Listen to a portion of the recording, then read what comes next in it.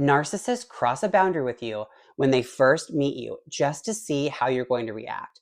They want to see, is this somebody that I can push around? How are they going to react? What can I get away with? And a lot of times you won't even realize that this is happening. So when I first heard this statement, it made a light bulb go off in my head because I thought about a couple people that used to be in my life. And I realized that I believe are narcissists. And I realized, oh my God, they totally did cross a boundary when we first met. And they also made me feel uncomfortable about being a little uncomfortable with that boundary being crossed.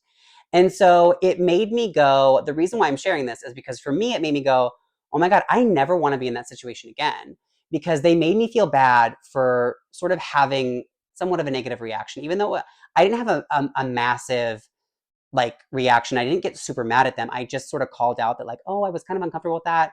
And they made me feel bad about it. They made sort of light about it, made a joke. It was also in front of, I can think of a specific example where it was in front of people.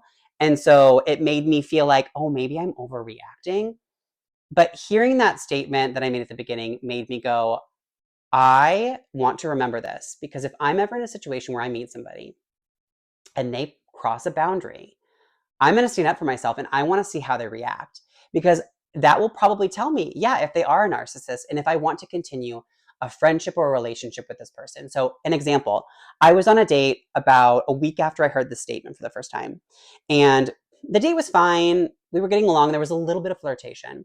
But towards the end, he said some things that I found just kind of offensive about people in general. It wasn't directed towards me, but it just bothered me. I kind of thought he was a little douchey. And so I kind of decided at that moment, I don't really want to see him again. And so as we were leaving, he asked me if he could give me a hug.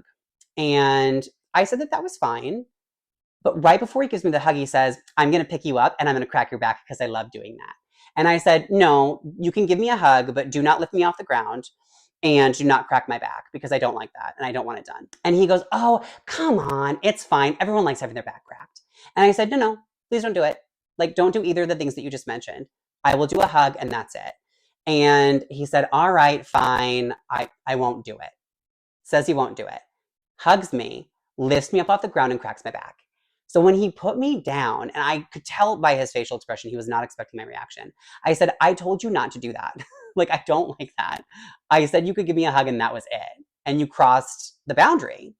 And he's like, it's fine. You're fine. Everyone loves having their back cracked. And he kind of laughed about it. And it made me go, I don't want to see you again. And I clocked it. So watch out for that in the future. Stand up for yourself. It's okay to say, I don't like that. That's not okay. And we're done.